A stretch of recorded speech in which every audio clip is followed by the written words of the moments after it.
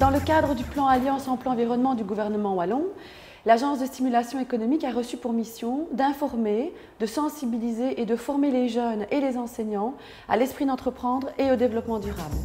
Liège. Le Liège. De Mons. Livramont. Namur. Arlon. Mons-Lizine. De Walkenrad, la province de Liège. La Haute École Louvain-Hainaut. La région de Liège. Étudiants et enseignants participent à des formations, à des conférences en lien avec le développement durable.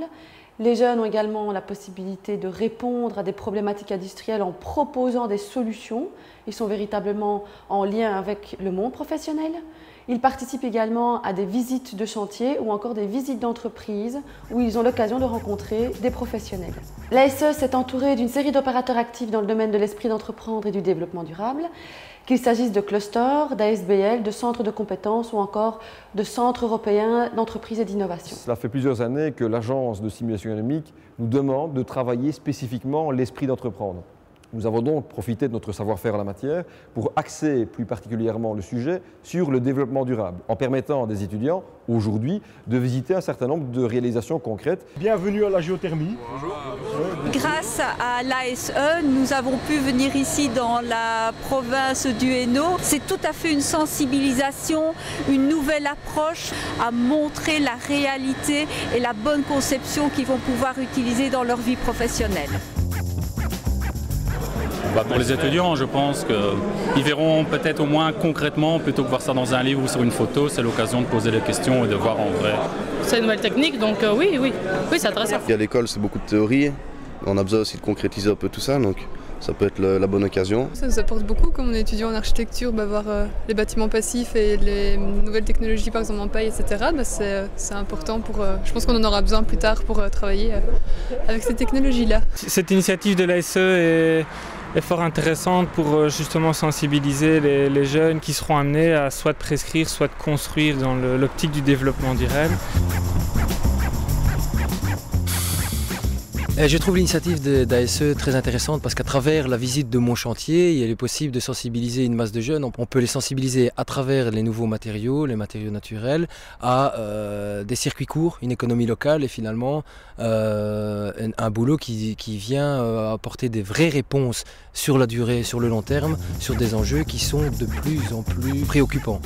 Ça nous aide à réfléchir. C'est ce que je voudrais faire plus tard. Donc, Techniquement, j'ai pu voir réellement sur terrain comment ça se passait.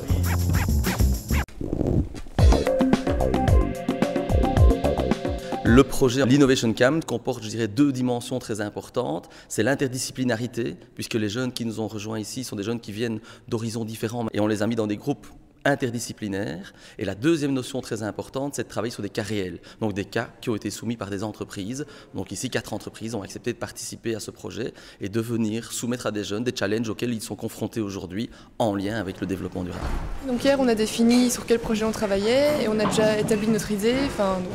On a sorti différentes idées, on en a sélectionné une, on l'a présentée devant un responsable de l'entreprise.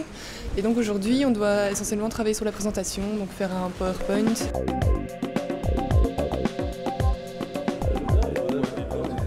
Le défi était de trouver des solutions originales et efficaces par rapport à une problématique qu'une entreprise leur avait posée. Alors on leur a proposé plusieurs techniques, des techniques aléatoires, par des mots, par des images, par des sons, et faire des connexions entre cet inspirant qui n'avait rien à voir, cette image, ce mot, et la problématique pour trouver des idées originales. C'est très professionnalisant, c'est vraiment des techniques qu'on n'avait jamais vues et ça aide, ça pourra toujours servir.